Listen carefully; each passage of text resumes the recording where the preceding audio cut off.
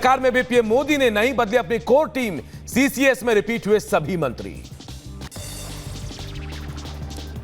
मोदी के तीसरे कार्यकाल में टॉप 5 मंत्रालयों में चेहरों को रिपीट किया गया। जेपी नड्डा को स्वास्थ्य, खट्टर को ऊर्जा और शहरी विकास, शिवराज को कृषि, अश्विनी वैष्णव को रेल और सूचना प्रसारण मंत्री। चिराग बने खाद्य प्रसंस्करण मंत्री, मांझी संभालेंगे एमएसएमई, ललन को पंचायती राज, राममोहन नायडू बने नागरिक उड्डयन और अन्नपूर्णा देवी को महिला और बाल विकास मंत्रालय। प्रधानमंत्री मोदी ने पूर्व राष्ट्रपति और पूर्व प्रधानमंत्रियों को किया फोन। प्रतिभा पाटिल, मनमोहन सिंह और एचडी देवगौड़ा से बातचीत की। तीसरे कार्यकाल के सफल संचालन को लेकर मांगा आशीर्वाद। पीएम मोदी की पहली कैबिनेट बैठक में बड़ा फैसला। पीएम आवास योजना में बनेंगे 3 करोड़ नए घर। योजना के तहत बने सभी घरों में एलपीजी और बिजली कनेक्शन होंगे। 18 जून को अपने संसदीय क्षेत्र काशी पहुंचेंगे पीएम मोदी। काशी विश्वनाथ मंदिर में करेंगे दर्शन पूजन, साथ ही किसान सम्मेलन में करेंगे शिरकत। नरेंद्र मोदी के तीसरी बार पीएम बनने पर यूपी में अंबेडकर नगर में जश्न का माहौल। समर्थकों ने जमकर आतिशबाजी की। देर रात तक सड़कों पर झूमते नजर आए लोग। बीजेपी नेता सुकांता मजूमदार ने की पीएम मोदी की तारीफ। कहा, पीएम मोदी के मार्गदर्शन में काम करना सबसे बड़ी उपलब्धियों में से एक है।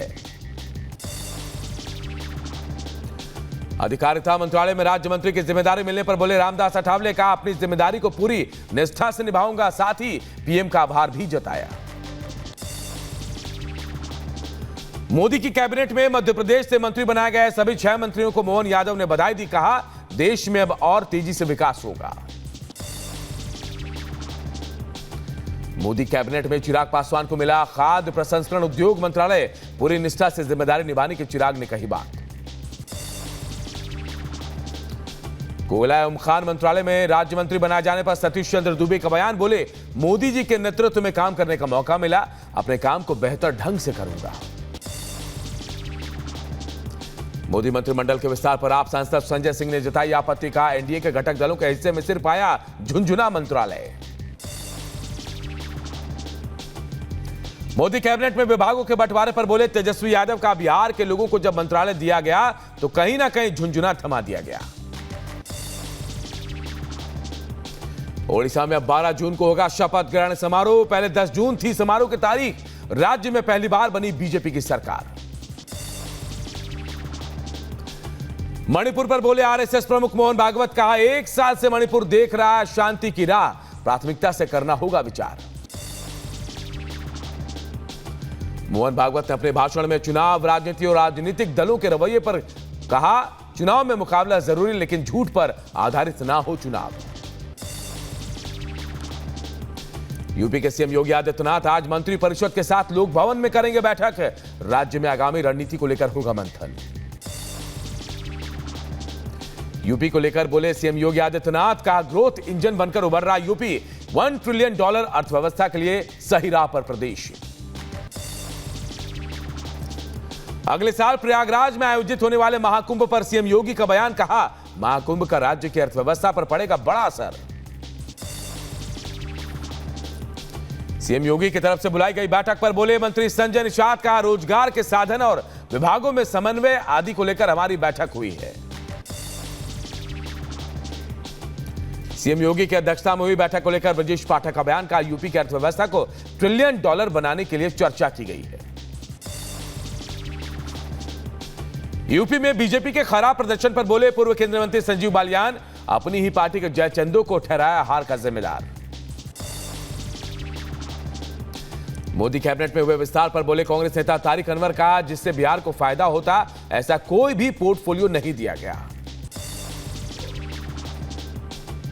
मोदी मंत्रिमंडल को लेकर शिवसेना सांसद श्रीरंग वारणे का बयान। कहा, हमें कैबिनेट मंत्री पद मिलना चाहिए था।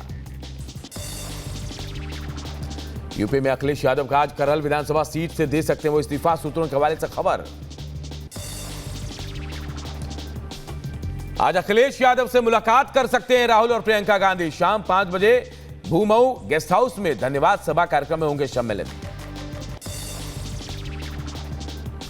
कांग्रेस नेता राहुल गांधी की आज की रांची एमपी एमएलए कोर्ट में होगी पेशी। अमित शाह पर आपत्तिजनक टिप्पणी के मामले में पेशी है। भारत के राष्ट्रपति द्रौपदी मुर्मू ने नेपाल के प्रधानमंत्री पुष्प कमल दहल प्रचंड से मुलाकात की। राष्ट्रपति भवन में दोनों नेताओं के बीच मुलाकात हुई। छत्तीसगढ़ के बलौदा बाजार में हिंसा का तांडव। सतनामी समाज के प्रदर्शन के दौरान हुआ बवाल। कलेक्ट्रेट एसपी ऑफिस में आगजनी, दर्जनों वाहन फूके, पुलिसकर्मी और मजिस्ट्रेट घायल। मुख्यमंत्री विष्णुदेव साय को मुख्य सचिव और डीजीपी ने हालात के बारे में जानकारी दी। सीएम ने दिए गिरफ्तारी के आदेश। छत्तीसगढ़ में हुई हिंसा पर बोले प्रदेश के डिप्टी सीएम विजय शर्मा का मामले में असामाजिक तत्व शामिल। उन्होंने गड़बड़ी की, कानून करेगा अपना काम। रियासती आतंकी हमले की जिम्मेदारी आतंकवादी संगठन ने वापस ली। रविवार को बस पर हुआ था आतंकी हमला, 9 लोगों की मौत हुई थी। हमले से 48 घंटे बनाई गई थी तीर्थयात्रियों के काफिले पर हमले की योजना। नई सरकार की शपथ पर अधिक से अधिक लोगों को हताहत करने की साजिश थी। आतंकी कमांडर रियाज हैदर को बताया जा रहा है मुख्य साजिशकर्ता। आतंकी हमले में शामिल होने के आरोप में पुलिस ने 6 लोगों को हिरासत में लिया। रियासती पुलिस और एजेंसियां पकड़े गए लोगों से पूछताछ कर रही है। जम्मू में हुए आतंकी हमलों पर बोले उमर अब्दुल्ला का, जो लोग यहां सामान्य स्थिति का दावा करते हैं उन्हें अब देना चाहिए जवाब। जम्मू कश्मीर पुलिस और सेना ने की बड़ी कार्रवाई। लश्कर कमांडर रियाज अहमद के OGW नेटवर्क से 6 किलो और 2 आईडी बरामद। तलाशी अभियान में मारा गया था रियाज अहमद। जम्मू में हुए आतंकी हमले में ग्रेटर नोएडा के 3 लोग घायल। पीड़ित के परिजन जम्मू के लिए रवाना हुए। परिवार वालों ने जाहिर की चिंता। लूनी से बीजेपी विधायक नंद किशोर गुर्जर का नया पत्र सोशल मीडिया में वायरल हुआ। गाजियाबाद पुलिस कमिश्नर पर लगाए अनुशासनहीनता और सुरक्षा हटाने का आरोप। मिर्जापुर में पुलिस चौकी को बनाया मसाज पार्लर। चौकी में तैनात सिपाही नाबालिग बच्चों से करा रहा मसाज। वीडियो सोशल मीडिया में वायरल हो रहा है। राजस्थान के भीलवाड़ा में प्रशासन की लापरवाही सामने आई। औद्योगिक इकाइयों की तरफ से छोड़ा जा रहा केमिकल युक्त काला पानी। काले पानी से बंजर हो रही है जमीन। यूपी के बलिया में केवाईसी जनता के लिए बनी आफत। लोगों को राशन लेने में हो रही है परेशानी। स्थानीय लोगों ने प्रशासन से लगाई मदद की गुहार। रायबरेली में एसडीएम के तबादले से नाराज लोगों ने विरोध प्रदर्शन किया। लोगों ने ट्रांसफर रोकने की मांग की। डीएम ऑफिस का भी घेराव किया। एमपी के नर्मदापुरम में 8 फीट लंबे अजगर का रेस्क्यू। ग्रामीणों ने वन विभाग को दी सूचना। अजगर का रेस्क्यू होने के बाद ग्रामीणों ने राहत की सांस ली। बुलंदशहर के खुर्जा में चल रहा अवैध स्विमिंग पूल का प्रशासन ने इस पर छापा मारा। बिना पंजीकरण और मानकों को पूरा किए बगैर संचालित हो रहा था पुल। यूपी के लखीमपुर खीरी में नदी में नहाने के गए 5 लोग डूबे। हादसे में 4 लोगों की मौत, एक की हालत गंभीर। मृतकों में 1 युवक, 2 महिला और 1 बच्चा शामिल। उत्तर प्रदेश के बलरामपुर में एक पैथोलॉजी लैब में लगी भीषण आग। आग की लपटें देखकर मचा हड़कंप। मौके पर पहुंची फायर ब्रिगेड की गाड़ियां। कई घंटों की मशक्कत के बाद आग पर काबू पाया गया। राजस्थान के भिवाड़ी में कूलर बनाने वाली फैक्ट्री में लगी भीषण आग। आग से आसपास के इलाकों में हड़कंप। दमकल की 6 गाड़ियों ने 4 घंटे के बाद आग पर काबू पाया। लाखों का नुकसान। यूपी के अमेठी में गौशाला के पास रखे भूसे में लगी आग और देखते देखते आग ने विकराल रूप ले लिया। ग्रामीणों ने कड़ी मशक्कत के बाद आग पर काबू पाया। मध्य प्रदेश के बड़वानी में सड़क के किनारे खड़ी कार में अचानक लगी आग। धू-धू कर जली पूरी कार, खाक हो गई जलकर। यूपी के झांसी में तेज रफ्तार कार ने बुजुर्ग को कुचला। सड़क किनारे लेटा हुआ था बुजुर्ग, गंभीर हालत में अस्पताल में भर्ती। पूरी घटना सीसीटीवी कैमरे में कैद हो गई। यूपी के शाहजहांपुर में बाइक खड़ी करते समय अचानक आग लगे और चंद मिनटों में बाइक जलकर राख हो गई।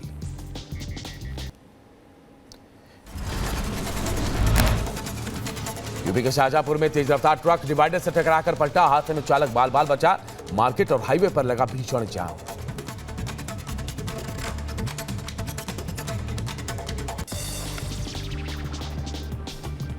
वाराणसी में पुलिस के हाथ लगी बड़ी सफलता। लूट करने वाले 2 आरोपियों को गिरफ्तार किया गया। नगर निगम का सुपरवाइजर लूट में शामिल था। राजस्थान के बलोतरा में डिस्कॉम अधिकारियों और उपभोक्ताओं के बीच मारपीट। लोड बढ़ने पर कनेक्शन काटने गए थे अधिकारी। मारपीट का वीडियो भी वायरल हुआ। पलवल में Haryana state narcotics control bureau ने की बड़ी कार्रवाई। 21 नशे के इंजेक्शन बरामद किए गए। पुलिस ने मौके से एक तस्कर को गिरफ्तार किया। यूपी के बांदा में दुष्कर्म पीड़िता ने जताई मरने की इच्छा। गले में तख्ती डालकर एसपी ऑफिस पहुंची। गांव के 2 लोगों पर लगाया दुष्कर्म का आरोप। महाराष्ट्र के मुख्यमंत्री एकनाथ शिंदे ने मुंबई में तटीय सड़क चरण 2 का उद्घाटन किया। मौके पर कई दिग्गज मौजूद रहे। पंजाब के मुख्यमंत्री भगवंत मान ने चंडीगढ़ में विधायकों और कार्यकर्ताओं के साथ मीटिंग की। राज्य में विकास के मुद्दे पर चर्चा हुई। पंजाब के मुख्यमंत्री भगवंत मान ने मोहाली का दौरा किया। गुरुद्वारा सिंह शहीदन के दर्शन कर मत्था टेका। शपथ ग्रहण के दौरान संसद भवन में घूम रहे रहस्यमय जानवर पर दिल्ली पुलिस ने किया खुलासा। रहस्यमय जानवर को बताया आम बिल्ली। तमिलनाडु में गर्मी की छुट्टियों के बाद शिक्षा मंत्री अंबिल महेश ने छात्रों को वितरित की किताबें। साथ ही भविष्य में आगे बढ़ने के लिए प्रेरित भी किया। जयपुर में पानी और बिजली की कटौती ने बढ़ाई लोगों की मुश्किलें। कांग्रेस कार्यकर्ताओं ने राज्य सरकार के खिलाफ विरोध प्रदर्शन किया। राजस्थान के धौलपुर में लोगों ने शहीद हवलदार चरणजीत सिंह को श्रद्धांजलि दी। सिक्किम बाढ़ में लापता हुए हवलदार रणजीत सिंह को 8 महीने बाद मिला शहीद का दर्जा। नीट परीक्षा के खिलाफ दाखिल याचिका पर आज सुनवाई। मामले की जांच एसआईटी से कराने की मांग। साथ ही दोबारा परीक्षा कराने की भी बात कही गई है। वैभव कुमार की जमानत याचिका पर दिल्ली हाईकोर्ट में जल्द सुनवाई की मांग। वैभव कुमार पर स्वाति मालीवाल को पीटने का आरोप। जम्मू के पुंछ में रात्रि क्रिकेट टूर्नामेंट का आयोजन। शहीद हवलदार अब्दुल मजीद की याद में क्रिकेट का हुआ आयोजन। गुजरात के गांधीनगर में बदला मौसम का मिजाज। कई जगहों पर हुई बारिश। लोगों को गर्मी से राहत मिली।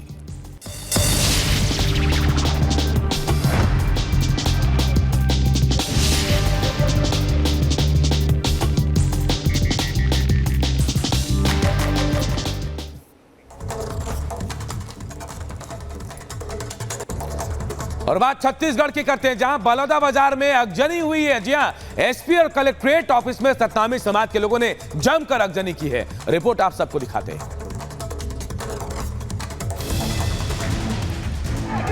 छत्तीसगढ़ के बलौदाबाजार में हिंसा आगजनी के बाद धारा 140 लागू कर दी गई है। हिंसा और आगजनी के बाद सुलग रहा है बलौदाबाजार। चप्पे चप्पे पर पुलिस की तैनाती है और इस मामले में अब तक कई लोगों को पुलिस ने गिरफ्तार कर लिया है। सतनामी समुदाय द्वारा बुलाए गए विरोध प्रदर्शन हिंसक हो जाने के बाद कई कारों, मोटरसाइकिलों और एक सरकारी इमारत को आग लगा दी गई। 20 से 25 दिन पहले बलौदाबाजार के गिरधौरपुरी कस्बे में सतनामी समुदाय के धार्मिक स्थल जैत खाम को तोड़ दिया गया था। इस घटना के बाद सतनामी समाज ने ज्ञापन सौंपकर आरोपियों की तत्काल गिरफ्तारी की मांग की थी। पुलिस ने तोड़फोड़ के मामले में 3 लोगों को गिरफ्तार कर जेल भेज दिया था। हालांकि समुदाय का आरोप है कि ये लोग असली अपराधी नहीं हैं और पुलिस असली अपराधियों को बचा रही है। सोमवार को प्रदर्शन के दौरान इस मुद्दे पर गुस्सा और बढ़ गया, जिससे स्थिति तेजी से और बिगड़ गई। हिंसात्मक प्रदर्शन से पहले प्रदर्शनकारियों ने सीसीटीवी कैमरे तोड़ दिए थे और प्रदर्शन में करीब 7 से 8 हजार लोग शामिल थे। Bureau report, Republic Bharat. और प्रधानमंत्री नरेंद्र मोदी एक बार फिर काशी का दौरा करने वाले हैं। जी हां, प्रधानमंत्री पद की शपथ लेने के बाद नरेंद्र मोदी 18 तारीख को एक बार फिर अपने संसदीय क्षेत्र जाने वाले हैं। रिपोर्ट आप सबको दिखाते हैं। वाराणसी से सांसद नरेंद्र मोदी एक बार फिर अपने संसदीय क्षेत्र का दौरा करेंगे। लगातार तीसरी बार देश के प्रधानमंत्री पद की शपथ लेने के बाद प्रधानमंत्री नरेंद्र मोदी 18 जून को अपने संसदीय क्षेत्र काशी पहुंचेंगे। पीएम बनने के बाद नरेंद्र मोदी का ये काशी दौरा 1 दिनों का होगा। काशी में पीएम मोदी किसान सम्मेलन में शामिल होंगे। किसान सम्मेलन में पीएम मोदी किसानों के साथ संवाद करेंगे। बड़ी बात यह है कि पीएम मोदी खास तौर पर रोहनिया या सेवापुरी विधानसभा क्षेत्र के किसानों को ही संबोधित करेंगे। पीएम मोदी की जीत का फासला इन दोनों ही क्षेत्रों में सबसे कम रहा था। किसान सम्मेलन के अलावा पीएम मोदी काशी विश्वनाथ मंदिर में दर्शन पूजन करेंगे। साथ ही दशाश्वमेध घाट पर गंगा आरती में शामिल होने का पीएम का कार्यक्रम भी तय है। काशी में पीएम मोदी के भव्य स्वागत को लेकर तैयारियां भी तेज हो गई हैं। इससे पहले 11 जून को उनका कार्यक्रम तय था और इसके लिए एसपीजी भी वाराणसी पहुंच गई थी, लेकिन किसी कारणों से इसे टाल दिया गया था। अब 18 जून को पीएम मोदी काशी की जनता को धन्यवाद करेंगे। Bureau report, Republic Bharat. और बड़ी खबर आपको बता दें, उत्तर प्रदेश कैबिनेट की आज अहम बैठक होने वाली है, जहां 11 बजे लोक भवन में अहम बैठक होगी, क्योंकि योगी जी हैं एक्शन में। चुनाव में जो नतीजा है उसके बाद लगातार योगी समीक्षा बैठक कर रहे हैं, नए और बड़े फैसले भी ले रहे हैं। इसी कड़ी में आज कैबिनेट की बैठक है और कई अहम और बड़े फैसले आज लिए जा सकते हैं। सुबह 11 बजे का वक्त बताया जा रहा है जब लोक भवन में यूपी कैबिनेट की बैठक होगी और बैठक में तमाम मंत्री शामिल होंगे। कई अहम और बड़े फैसले लिए जाने की उम्मीद जताई जा रही है। तो देखिए 11 बजे का वक्त बताया जा रहा है। दो तस्वीरें हम आपको दिखा रहे हैं। एक्शन में सीएम योगी आदित्यनाथ हैं चुनाव के नतीजों के बाद, तो वहीं कैबिनेट में आज मंथन होने वाला है। इससे जुड़ी एक रिपोर्ट आप सबको दिखाते हैं। यूपी में योगी सरकार एक्शन मोड में है। चुनावी नतीजे भले ही उम्मीदों के विपरीत आए हों, योगी सरकार दोगुनी तेजी से अब विकास पथ पर अग्रसर हो चुकी है। आज लोक भवन में सुबह 11 बजे सीएम योगी की अध्यक्षता में कैबिनेट बैठक है। कैबिनेट बैठक में यूपी में रोजगार के नए मौके के बारे में चर्चा हो सकती है। कल मंत्रियों अफसरों के साथ बैठक में सीएम योगी ने सख्त निर्देश दिए थे। बैठक के बाद सीएम योगी ने कहा है कि $1 ट्रिलियन की अर्थव्यवस्था के लिए उत्तर प्रदेश सही राह पर है। यूपी आज देश की दूसरी सबसे बड़ी अर्थव्यवस्था के रूप में देश के विकास का ग्रोथ इंजन बन रहा है। वहीं यूपी में अब जल्द निकलेगी बम्पर भर्तियां, तत्काल भर्ती, मेरिट के आधार पर ट्रांसफर समेत 13 विषयों पर सरकार का फोकस है। अगले साल प्रयागराज में आयोजित होने वाले महाकुंभ का राज्य की अर्थव्यवस्था पर बड़ा प्रभाव पड़ेगा और इस आयोजन में करोड़ों लोग शामिल होंगे। Bureau report, Republic Bharat. और बात उड़ीसा की करते हैं। उड़ीसा में कल शपथ ग्रहण समारोह होगा। बीजेपी पहली बार यहां सरकार बना रही है, लेकिन उससे पहले आज विधायक दल की बैठक होगा और उसके बाद तय होगा कि मुख्यमंत्री उड़ीसा का कौन होगा। ओडिशा में नवनिर्वाचित भाजपा सरकार अब कल शपथ ग्रहण करेगी। शपथ ग्रहण समारोह पहले 10 जून को होना था। प्रधानमंत्री नरेंद्र मोदी की व्यस्तता के कारण शपथ ग्रहण समारोह में बदलाव किया गया है। साथ ही विधायक दल की बैठक भी आज होनी है। चुनाव प्रचार के दौरान पीएम मोदी ने कहा था कि ओडिशा की पहली भाजपा सरकार राज्य में 10 जून को शपथ लेगी। हालांकि पार्टी सूत्रों ने बताया कि शपथ ग्रहण की तारीख बदलने का फैसला रविवार को लिया गया। भाजपा ने 147 सदस्यीय विधानसभा में 78 सीट जीतकर बहुमत हासिल किया है। पार्टी ने मुख्यमंत्री पद का उम्मीदवार घोषित किए बिना मोदी के नेतृत्व में चुनाव लड़ा था। भुवनेश्वर की जनता मैदान में शपथ ग्रहण समारोह के आयोजन की तैयारियां चल रही हैं। भाजपा ने वरिष्ठ पार्टी नेताओं राजनाथ सिंह और भूपेंद्र यादव को ओडिशा में विधायक दल के नेता के चुनाव के लिए केंद्रीय पर्यवेक्षक नियुक्त किया है। आज विधायक दल की बैठक के बाद ये साफ हो जाएगा कि ओडिशा में किसके हाथ बीजेपी सत्ता की कमान रहती है। Bureau report, Republic Bharat.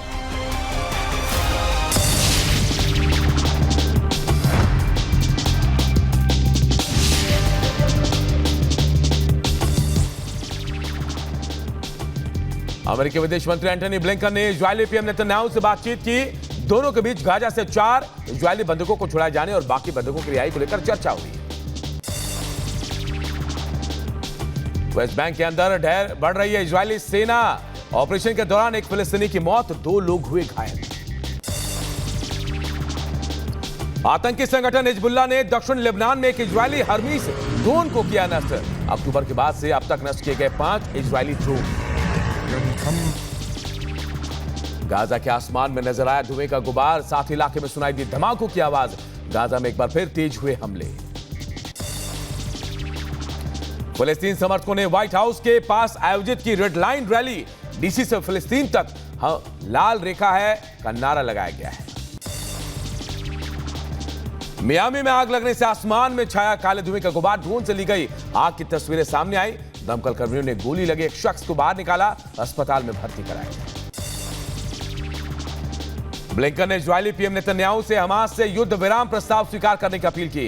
Israel और हमास दोनों से बिना किसी देरी और बिना किसी शर्त के पूरी तरह से लागू करने का आग्रह किया। दक्षिण पूर्वी मिशिगन के एक खेत में विमान दुर्घटनाग्रस्त, हादसे में एक शख्स की मौत, दूसरा गंभीर रूप से घायल, इलाज जारी। अमेरिका के मियामी शहर के पास 4 मंजिला अपार्टमेंट में भीषण आग लगी। आग की लपटें दूर तक दिखाई दी। मौके पर पहुंची फायर ब्रिगेड की कई गाड़ियां आग बुझाने में जुटी। हांगकांग ने चीनी त्योहार मनाने के लिए ड्रोन शो का आयोजन किया। ड्रोन शो देखने के लिए उमड़ी भीड़। विक्टोरिया हार्बर पर ड्रोन शो का आयोजन।